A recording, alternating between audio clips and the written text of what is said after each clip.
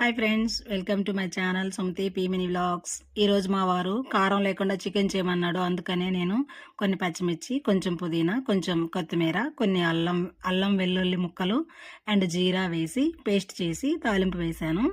తర్వాత అందులో కొంచెం ఉప్పు, కొంచెం పసుపు వేసి పచ్చివాసన పోయేదాకా మగ్గించాను. తర్వాత శుభ్రంగా కడుగు పెట్టుకున్న చికెన్ వేసి తిప్పుకున్నాను.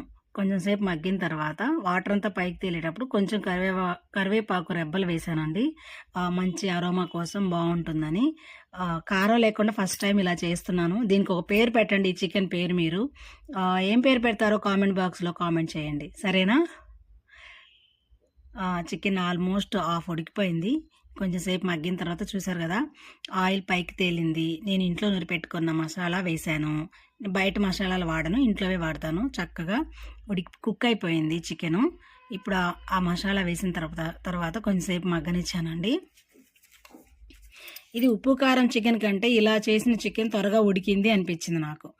చికెన్ ఉడికిపోయింది చక్కగా, బాగా కుక్ అయింది. ఇప్పుడు కొంచెం కొత్తిమీర వేసి గార్నిష్ చేసుకున్నాను. చూసారు కదా ఎంత కలర్ఫుల్గా గ్రీన్గా అనిపించింది నాకు.